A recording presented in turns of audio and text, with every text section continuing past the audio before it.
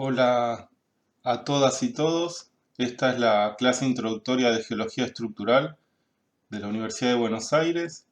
Yo soy Matías Giglione y bueno, estoy regrabando esta primer parte porque cuando hicimos la clase Zoom me había olvidado de grabar la primera parte.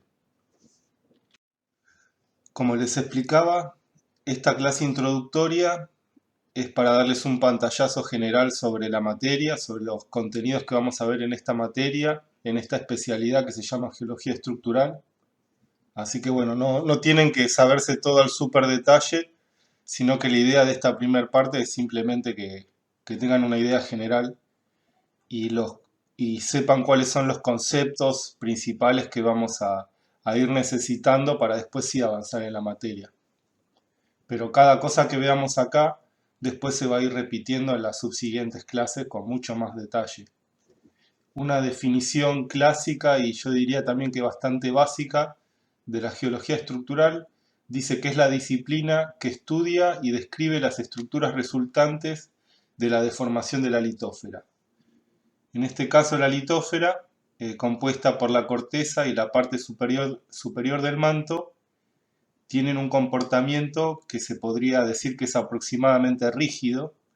Son estas placas litosféricas entonces que están flotando sobre una masa con comportamiento líquido o viscoso, que sería la astenósfera. Entonces, simplificando, sería esas placas rígidas que en definitiva con su movimiento son las que van disparando toda la tectónica de placas. Y cuando decimos que tiene un comportamiento aproximadamente rígido, después vamos a ver que dentro de ese comportamiento, bueno, existe lo que se conoce un comportamiento frágil o frágil dúctil. Entonces vamos a ir viendo que a pesar de que es una gran aproximación esta, ¿no? La del comportamiento rígido. Y la cuestión más básica es comenzar con un análisis geométrico. Es decir, que nuestro objeto de estudio son las estructuras geológicas. En este caso, por ejemplo, vemos un pliegue a la gran escala que tiene asociadas fallas, cizalla interestratal, estos son los limbos, etc. Hay una serie de componentes geométricos, de elementos geométricos que serían la base de esta especialidad. Es la toma de datos, digamos. Entonces, en este análisis geométrico se produce, o nosotros hacemos la identificación, observación, descripción, análisis de la estructura y sus elementos secundarios asociados. Y vamos a ver que hay diferentes métodos según la escala de trabajo. Por ejemplo, si nosotros queremos ver las cosas en una escala global, geotectónica, aquí vemos una zona de subducción donde hay corteza oceánica que se subducta por debajo de corteza continental. Y la zona de subducción digamos, tiene aparejados un montón de subambientes. Se la puede considerar en 3 dimensiones también porque acá vemos un corte de 2D, pero esto continúa lateralmente con grandes variaciones también. Tenemos la corteza oceánica, la zona de trinchera, una cuenca de antearco, la zona del arco, la del retroarco y en general, cuando nosotros consideramos toda la zona de subducción con todos sus subelementos y características, estamos hablando de una escala geotectónica. En general, la geología estructural se desarrolla a una escala más regional.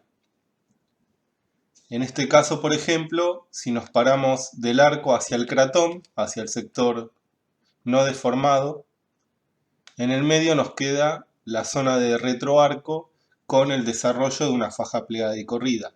Entonces, a la escala regional, esta faja plegada y corrida, con su nivel de despegue entre 5 y 10 kilómetros de profundidad, para dar un ejemplo, ese podría ser podría ser nuestra zona de estudio a escala regional. Un sistema de fallas y pliegues asociados que conocemos como faja plegada y corrida. Podemos ir a mayor detalle, a una escala macroscópica. O sea, obviamente cuando trabajamos en una faja plegada y corrida no es que la podemos abarcar en un solo paso, sino que hay que desarrollar una serie de trabajos de campo o con relevamientos geofísicos, pero eso se va haciendo por localidades a una escala más macroscópica. Por ejemplo, acá tenemos a nivel de un cordón montañoso donde hay anticlinales, inclinales, hay fallamiento asociado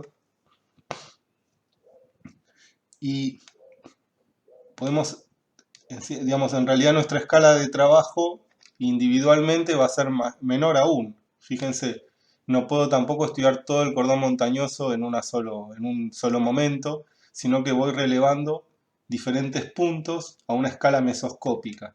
Acá sí vemos la escala de trabajo real con la cual nosotros vamos llenando nuestra libreta de campo, donde se ve una falla de bajo ángulo. En principio no sabemos si es una falla normal o inversa. Para eso necesitamos una serie de indicadores que vamos a ir viendo. Puede ser, por ejemplo, la posición de un estrato o la edad de los estratos. Son cosas que vamos a ir viendo.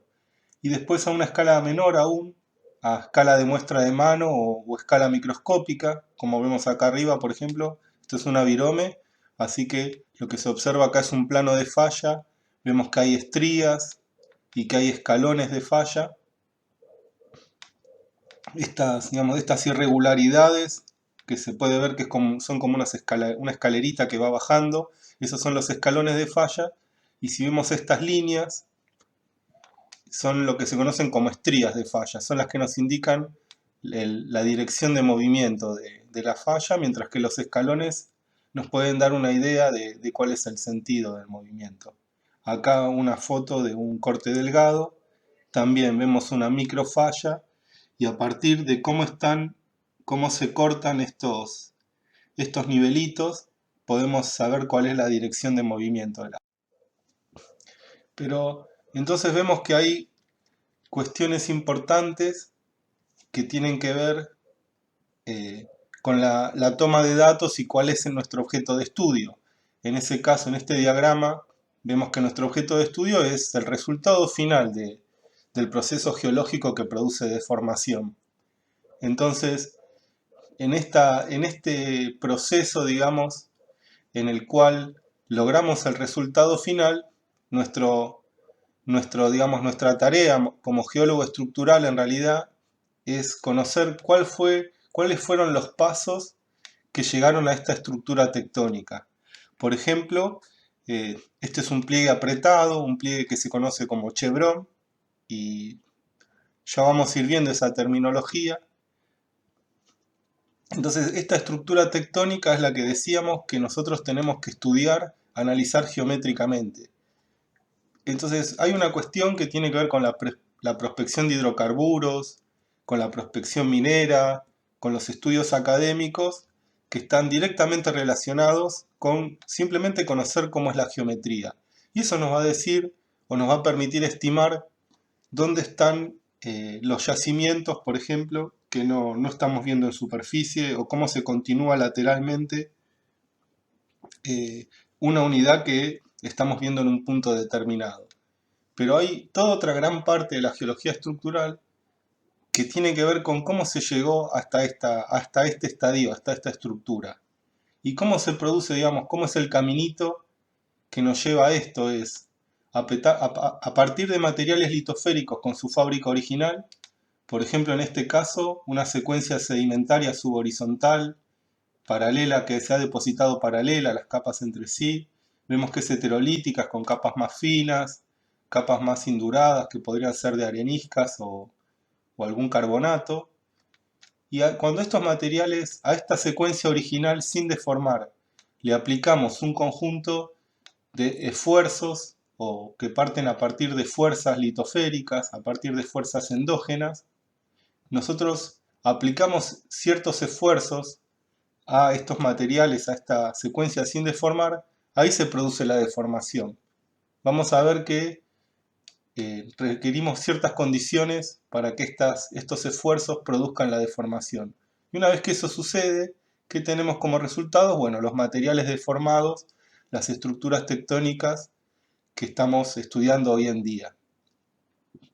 Entonces, para hacer ese camino inverso, es decir, a partir del estudio de estructuras tectónicas, saber cómo las características que tuvo la deformación, el tipo de deformación, la edad de la deformación, entre otra serie de cuestiones que a nosotros nos interesa conocer, y para a partir de ese estudio de la deformación poder hacer una inversión de esos datos y llegar a estimar cuáles fueron los esfuerzos que produjeron esa deformación, bueno, requerimos además de datos geométricos, lo que se conoce como datos cinemáticos, y antes de llegar a eso tenemos que empezar a ver un poquito, a ver qué son las fuerzas y los esfuerzos.